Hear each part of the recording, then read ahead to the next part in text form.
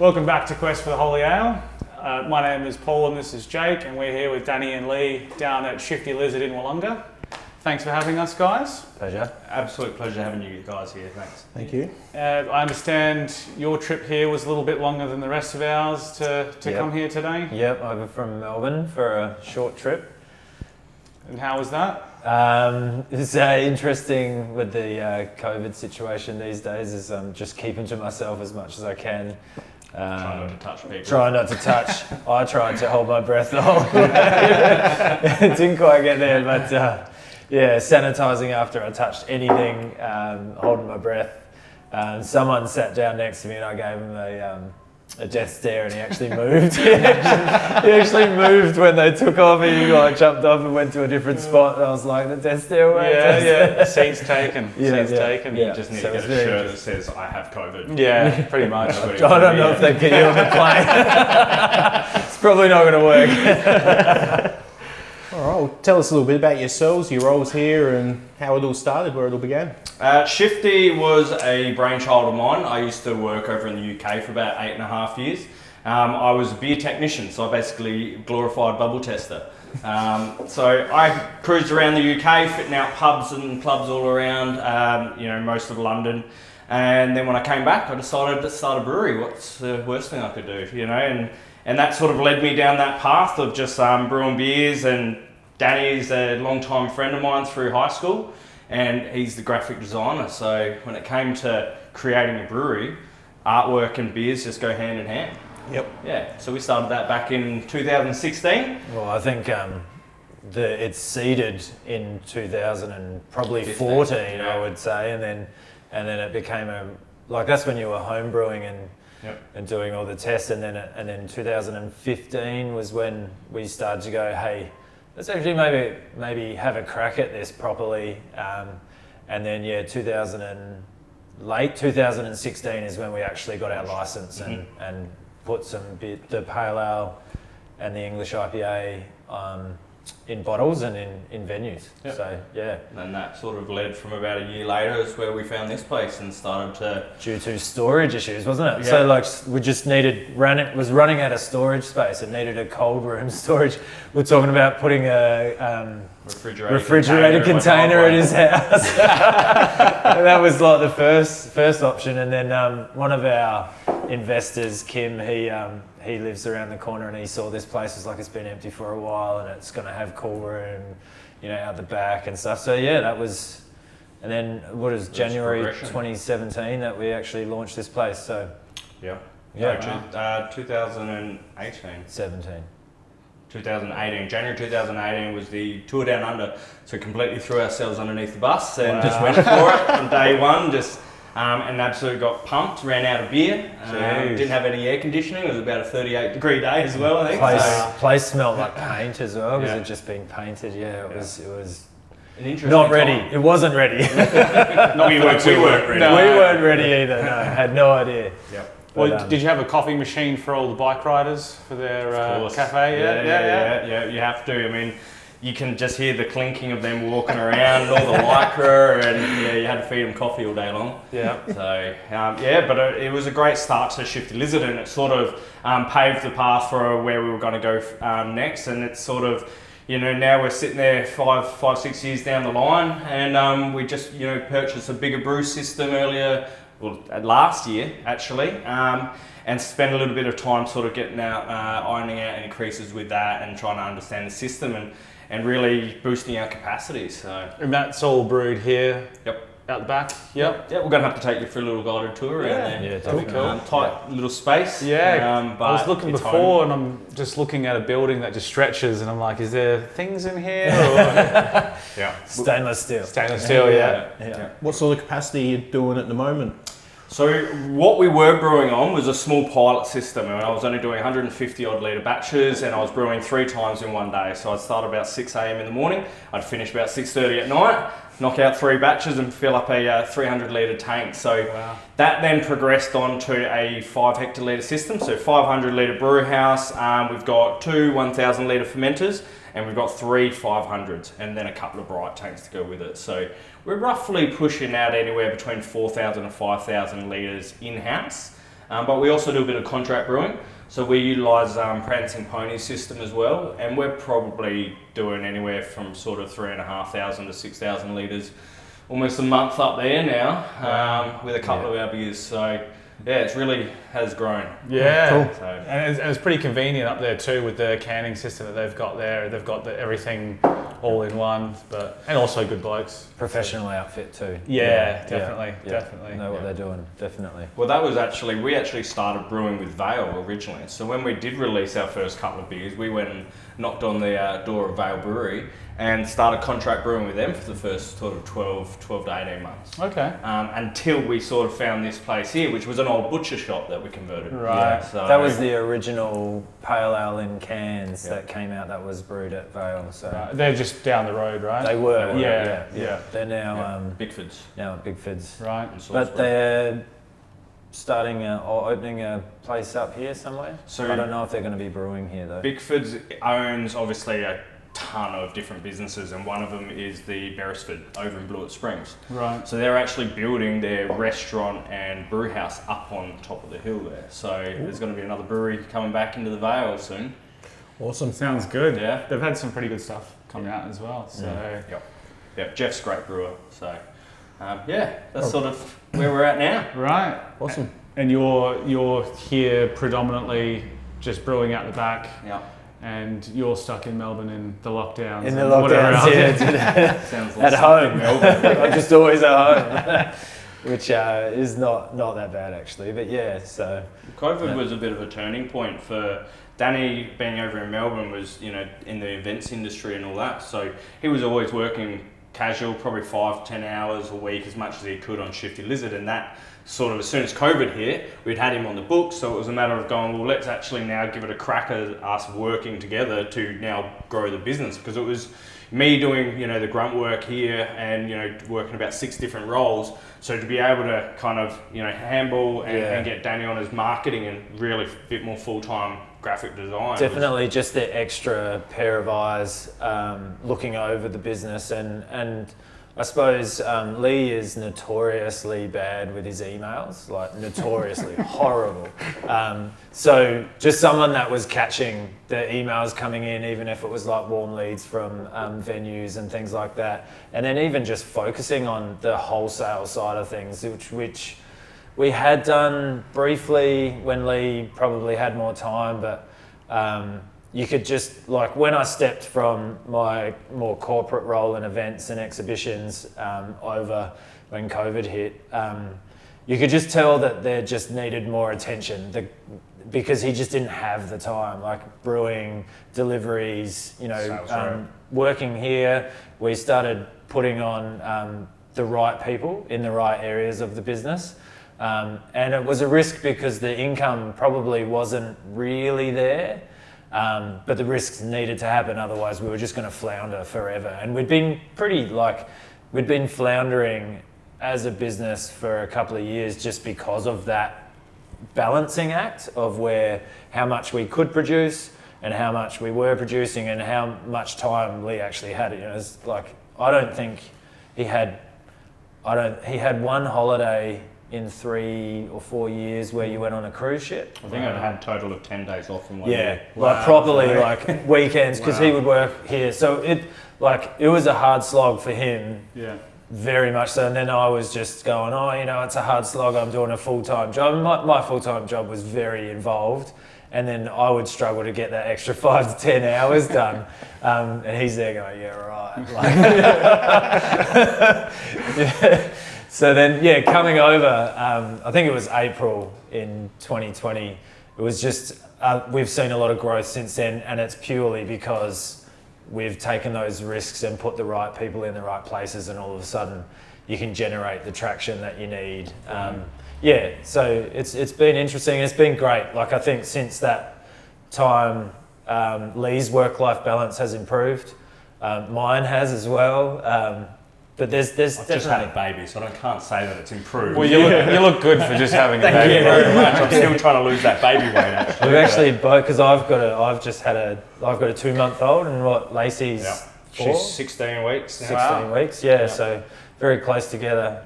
I've got a 5 and a 7-year-old as well, so it's a circus at my house now, so it's pretty full on. Finding the time between everything and then your family will be pretty hard. So. Yeah. Well, I think it's always been, for me, this was my baby, so I spent as much time, and it was 7 days a week, and it was just not, stopping just to make sure this succeeded and got to where it needed to go. And we had to take a lot of risks and that, and employ people in the right positions so that there's the experience coming from it.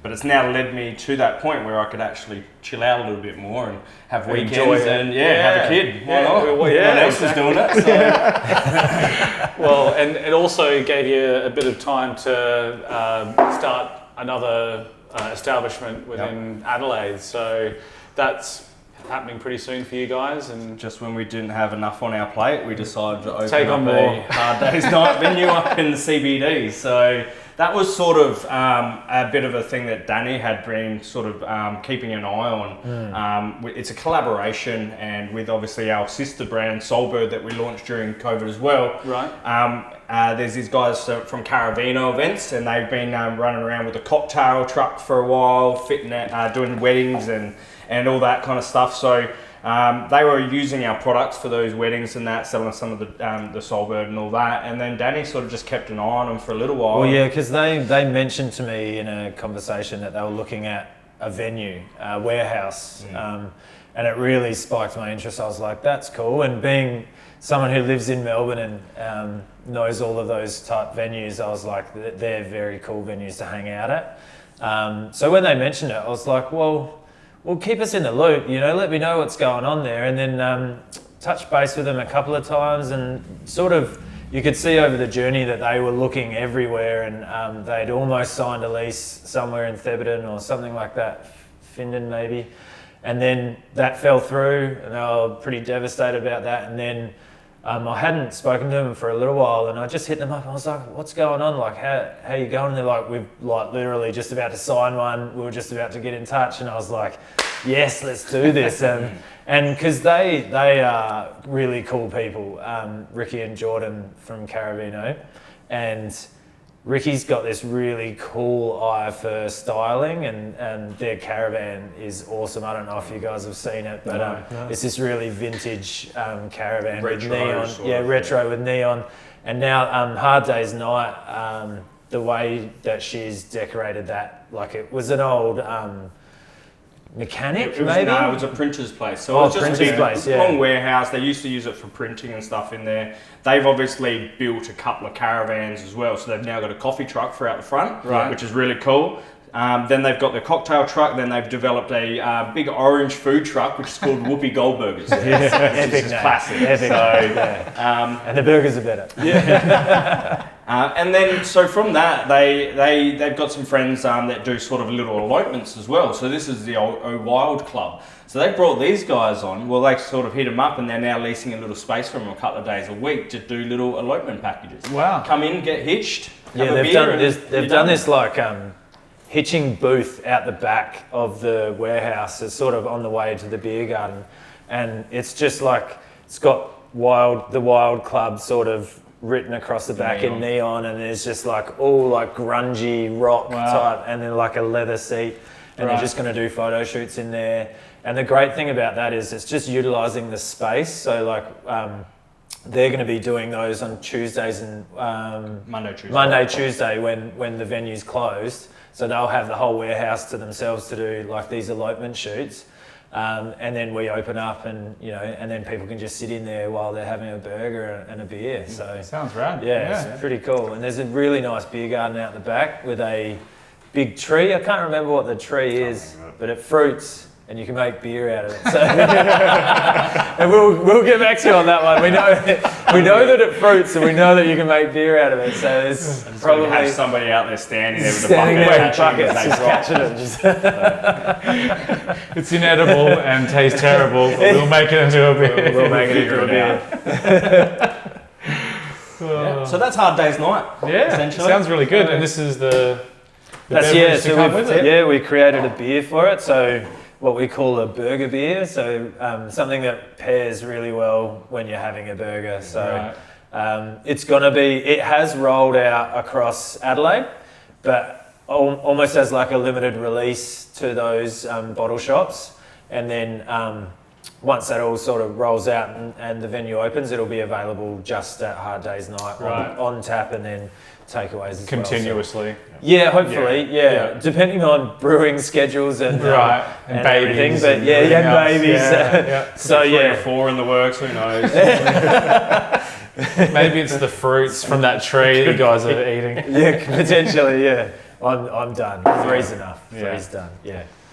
Well, that's I can't wait to check that place out. And that's opening soon, so we'll have to pop our heads in. And, but as far as the beers that you guys are brewing, have you guys got any favourites that you've created over the years that, I don't know, you'd possibly recreate or are still available for people to consume? Fair Dunkel, mate, was probably one of my favourites that I've brewed, which is, it's essentially just a chocolate lager, very German style, and that was delicious. That was really easy drinking, very malt driven, and that's probably one of my favourites. We used to just bring it out for our Oktoberfest that we'd run here. Okay. Our Schiffsenfest, we called it. Yeah. So I'd like to bring that one back out at some point. He constantly in our brewing schedule chats. I'm like, so what's coming up? He's like, oh, you could do the Fair Dunkel. And I'm sitting there going, oh, it's not really a popular style. Just you go to It's just always brought up in conversation. go to Lee's house and there's just cartons of it. It never made package form, has it? Hasn't made package form. It's only been available on tap. which is every reason to do it, I'd say. Yeah. So I would Maybe be this very year. interested to try some. very wintry, so Yeah. we might bring. I think we'll bring that one out. Yeah, I agree. Yeah. I agree. Sounds good. Mate, It'll Be keen on that. definitely come up in conversation anyway. As per our interview. Yep. And what do you reckon? What was your Favourites? I don't even know. What are you drinking now? The brewski, that's because I'm a lightweight though. That's fair enough. That's like fair. the amount of people that tell me like, you own a brewery and you can't drink beer. I'm like, I can drink beer, it not just very affects well. me. So if, I have to steer clear of the big stuff unless I'm sitting at home. So I don't know, like I really love clean, crisp beers. I did go as a through sour drinker? He's really pushing me to bring out a sour. well, as much as he brings up the Dunkels, I've got about 7 sours designed. Right. Like, I've done the artwork, it's ready to go. I'm just like, let's get it out there. What flavour? One of them's a cherry, and then the other one... Sold. The The other cherry one- is just sold. Yeah, the other one's one thing that we want to do is a surprise. So like it'll be brewed 2 different flavours and you don't know which one you're getting. Right, type same thing. label on both. Same label on Okay. both, and but Get a 6 I've pack, been it's all pushing the for same that one. flavour. potentially, it's a surprise, so you don't really know. a disappointing surprise, but surprise nonetheless. But I think if I was to say favourite beer that Lee's brewed, I think the Session is my favourite. I think it's my go-to. There's been many. If we were to talk about artwork that I've done, I think the Black Triple was one of my favourites. The Jamaica Me Hazy was probably one of my favourites. Yeah, there's. The Yeehaw Nipa. The Yeehaw Nipa, I did like that one. I love the colours of that one. Yeah. I didn't love the artwork of it, but no, we've got a couple coming out. I feel like I'm starting to hit my stride on the labels. I'm really enjoying the Hard Day's Night one. Those are really cool. It labels, is, colourful, yeah. and Really starting to have fun Yeah. with the labels. I think I think there's a bit of a science behind the focal point, and I battled with it to start with, and I'm starting to get there. And now, like when I'm designing a beer label, I'm thinking about the focal point and then designing around it. Whereas I used to just go, "This is a cool picture, put it on a can." Yeah, and You see know, how it like- goes. yeah. So now there's more thought into it, and I suppose because we're doing more limited releases, I suppose with experience it just becomes second nature. Yeah. Yeah. Well, I guess, do you have any favourite SA brewery beers or beer from the other guys that you guys enjoy drinking as well? Like, what would be your favourite? I could say even draw inspiration from straight up Little Bang's Black Schwang. Yeah, the Imperial Was- Sour. Yeah. I've gone back to it and it didn't blow me away the first time I had it, but the first time I had it, I was just like, this is amazing. This is delicious. Yeah. That one would probably be the first one that just comes off the top of my head. Little banger and inspiration to most brewers. They sort of started on a bit of a shoestring as well, and that's sort of how we've done it. They've really progressed in that. They've found themselves great spots and stuff. So the actual minds behind it, I mean, they're batshit crazy, but they're such great blokes, and they really know and understand business and stuff. And and that's absolutely really important. It's one thing trying to make beer, but understanding how to operate business is the real battle. So those guys have done terrific stuff. So absolutely love what they're doing. I suppose when it comes to beer, I mean, their beers are absolutely terrific. I am a big fan of Beer Garden. Even though they don't get as much exposure in that, they brought out a couple of really good ones to start with, which I think was like their Scuba. The something like Beer that to Gardens start in with. Port Lincoln, Yeah. right? Yeah. I was trying to remember where it was. Yeah, Um, they I was converted gonna say an old Wallaroo. bakery For into a sale brewery. at the moment. Okay. I know that they sort of split the marriage when they started the brewery, actually split up, so that they'd continue to work together for a little while. So I think Wow. obviously that's now There come was to a some- bit of a halt. Yeah. So There's some angry recipes going on. no Black doubt. triples. Yeah. Yeah. But yeah, they were doing some great stuff up there. Yeah, cool. So. Well, if talking about Little Bang, my favourite from those guys was the pineapple sneaper that they came out with. Yeah. It tasted like those Allen's Yeah, pineapples. I yeah. kid you not. When they came out, I've asked them to bring it back. So if you can recreate that, I am. Well, I think this year's going to be a pretty big one for us. I think we've sort of ironed out the creases in the new brewery. The quality in that is now just going to get better and better, and we're going to get. This year we're going to throw out a lot. We're doing it. We've actually got a collaboration in the works as well with a local brewery that we're going to be Who doing. do a beer. amazing beers as well. Yep. Yep. And so that's going to be doing. We're going to be doing that in Feb. So I'm expecting probably an early March release. Cool. Of that, and we've got a handful of beers in that I've designed or sunk in the works that we want to get out there. I mean, I want to bring back the barrel-aged Russian Imperial barrel-aged. That was probably one of my favourites as well, actually. There's a good name. Um, Bring back the barrel. Bring back the barrel. And then we should have turned that I off. told you to turn that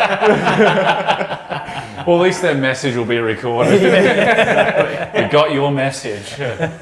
And so, throughout winter is always an exciting time of bringing out some of the dark beers and all that, but we've got a hell of a lot in the works, and I reckon it's going to be a pretty exciting year, so long as we can keep up with demand. Yeah, definitely. I mean, with obviously the current climate and all that, takeaways, people buying cans, get different brews out there, and everyone can enjoy. Yeah. I definitely Yeah. think the sour line though. I'm hitting that cherry flavour.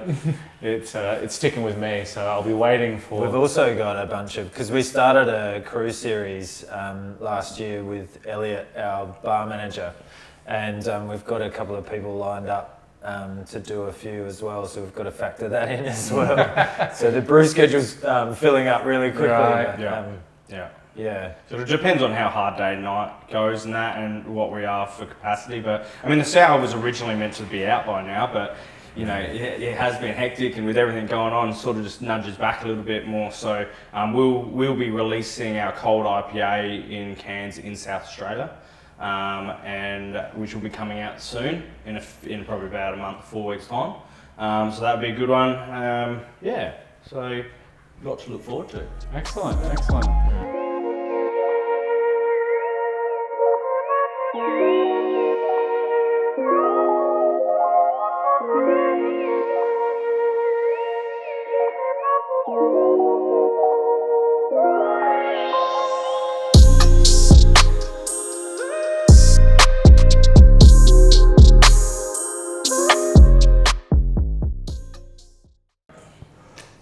Alright, so I understand you've recently renovated your kitchen, doing some food out of here. Yeah, we have that. Literally, we only just sort of finished renovating that a couple of months ago now. So, we from what we had before was a very sort of slap-up kitchen and that, but now it's the real deal. So it's got the big hood, it's got all the prep fridges and everything there for Luke, our chef, and he's just pumping out some seriously good food. And the beauty of what we have here, it's all beer food. It's nice. Not too greasy, but just greasy enough. If you come in hungover as hell, then you'll be sorted. Yeah. We go anywhere from wings to jalapeno poppers to Loaded fries. The hot diggity dog. Yeah. There's plenty, and there's kids meals here as well. So The nachos, does that have the loaded fries with them? From memory, I remember there being... The nachos are loaded. Right. Yeah. they were killer. And the hot diggity There's no dog corrections regiment. there at all. Nacho fries, yeah. No, We also do some eating competitions throughout the year. So we did how long was the hot dog? It was a meter. 24 inches. Was it a meter long? 24 inches. I think it was 60 centimeters, but it was just a huge hot dog. Big. And Like people especially made roll for it as well. Yeah, we even wow. got Ellis Butchers to make us the What's the weight? hot dog. It was a Heavy. kilo? Yeah. 75 It would have been probably kilos. even more than a kilo, I would imagine. Yeah, it's Wow. And they it had was to just eat it loaded in with everything 15 as well. minutes or something. Yeah, something like that. With the chips, and there was With the like chips. chips as well. So it was Wow. like, I remember looking at, I got the photos. I'm sitting behind my computer in Melbourne, just got the photos come through, and I was like, what? Nobody's gonna eat that. That's ridiculous. And people did. I think a few people had a crack at it. And Any successful cracks or? Yeah, I think so. No, it was the veggie dog that somebody successfully finished, which was a bit of a mess up, that one, because they were like the veggie dogs were just nothing. They were about a centimetre thick and they were about this long. And there was no meat in them. No meat. It wasn't going to fill you up at all. So I think someone successfully finished that. But we found people would just end up buying them and then they would just cut them into quarters them up. and they would just share it amongst the table. So it was I was going to say, you need one of those I was called AED, the heart starters. So when you win, you get to break the glass. Because the other comp we had was the hot sauce, the hot wings. And that, I didn't even get to try how hot they were, but there was, I saw some of the pictures of the guys that had just completed it, and they weren't doing well. There's a slight shade of pale, sweaty, shiny across the floor. Yeah. One guy threw up on his girlfriend. Wow. I think just projectiled and it was like, right. Amazing why people try these things, but everybody wants to give it a go. I It's think my like, girlfriend was trying to talk me into doing that one. oh really? Yeah. Next year. Yeah, you're gonna be hot. No, well, I think that one will be coming up again because that was actually for Chili Fest. Which Chili is coming up Fest, in- yeah, we'll do it again. Comes up in Yeah. Feb. Oh, so, really? Mid area of February. So we'll have that come back up again. So you can do it this now, time. Cheers. I'll record you doing it, man. I'll record you. I'm down to suffer. I'll suffer. I'll do that meter long hot dog, I reckon. Yeah. I've got a good appetite. Challenge. So Yeah. both of you have got to take We'll on face the challenge. off doing them at the same time. And I think both of them will probably hurt you the next day. Oh, and that day too. Yeah, it's like a grenade in your guts. Definitely. Well, I mean, I think Harndorf have like a 2-foot hot dog or something. So 1 meter, definitely the challenge. So, well, this beer went down a treat. Thank you very much. Absolute And pleasure. Thanks for having us. It's been No worries. good laugh and good place as well. I mean, the amount of light in here, and I'm still waiting for the lizard to move. So, but You'll definitely. wake up soon. definitely check out these guys. Good beers, good place, and awesome food as well. So thanks very much. Boys. Cheers, guys. Thank you. Cheers. Thank you. Cheers. Cheers. Cheers.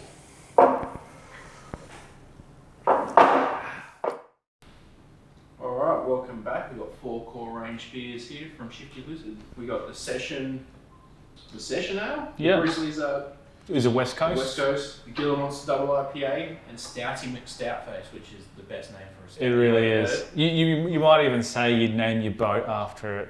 Boaty McBoat. Yeah. Alright. Alright, should we start it up? Yeah. Cheers. Starting with the old session. It smells good. Mm. Ooh, I like that. It's pretty crisp. Yeah. And There's a bit of fruitiness at the front end as well. yeah, definitely with a bit of those nice hoppy aromas, but also just yeah, like I say, it's crisp. It's easy drinking. I can see where the beer got its name from. Session for sure. I think it's 4.2. I can't read it from here. Neither can I. So But it is. We'll call it 4.2. We will. Bruce Lizard. Already had one of these today. Delicious. So have I. The old Pinearoo. It's got like sweet caramel in the nose. Mmm.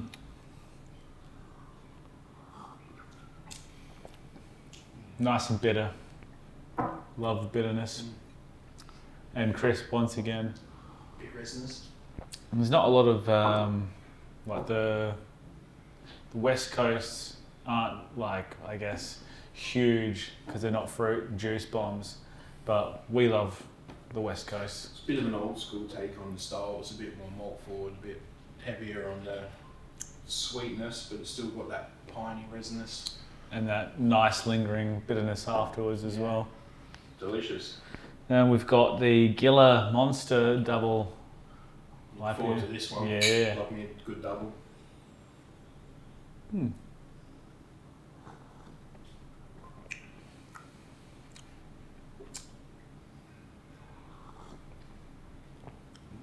Has a bit of a roasty taste. No, I say it reminds. It's very similar to the West Coast. The Bruce. before.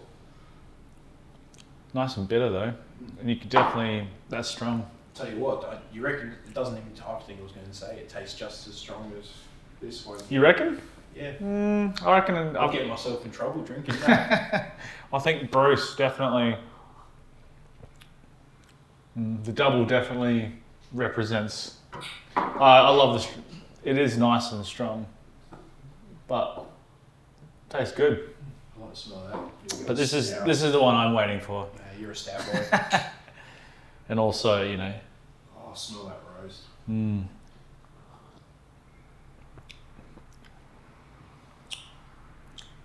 You know what it tastes like? Good times during winter. It and summer and spring. No, that's really good. It has like a nice like a coffee roast to it as well. I get the coffee flavour, but strong. From memory, Stouty is also decently high up there as well. I thought it was low up there. You sure? I can't see from No, here. So we're getting old, and I'm going to place a guess in the 6% range. I'll take that guess. But awesome, I say it's quite roasty. which is good. But it's so smooth, and the Yeah. mouth feel to it, I reckon. To me, I would say it'd be like a creamy sort of, like almost like a strong coffee, like It does remind you a bit of just like an espresso shot Oh. sort of thing. but cold. But Yeah, cold. so I love that. You do know they have cold brew, right? Yeah. Okay, cold brew. That's delicious. Definitely. What do you reckon? I I'm torn. already have my decision. I'm torn because stouts definitely hold their place, but I reckon Brucey. You're going Bruce, are you? Yeah. Session. Oh, Bruce and Session. How will we break the tie? Can they just both win? Okay, sure. We got 2 winners. No, we got to have the one winner. One winner. I reckon rock, paper, scissors always goes. I was a fan of Bruce, I'll be honest. You're happy for either one to go in? I'm happy for either one to go in. All right. Rock, paper, scissors again. Yep, on 3. This is the second game of rock, paper, scissors. You won the last one, and I can't remember what you chose. Ready? Best out of 1. Best out of 1. Right. Rock, paper, scissors. I reckon that was the exact same choice last time. Well, session. There we have, session. Goes into the runner. Once again, due to scissors beating paper. That's it. But it is awesomely refreshing, smashable, hence the session. All these beers were sick too. I'm into it. Yeah, but honourable mention to Stouty McStout Face, just because it's a stout, and Bruce. Bruce was second. Alright, thanks for joining us on this video today. Thanks to the boys at Shifty Lizard, Lee and Danny. Yeah. Awesome chat. Been a cool day. Let us come in on a closed day, which is nice. So had the whole place to ourselves. But if you get a chance, go check out the new venue in town. It should be open by the time this comes on on YouTube. Hard Day's Night. Hard Day's Night. Also, when you find their beers, grab a bunch. Let us know what you reckon. And yeah, I guess we'll see you in the next video. Cheers.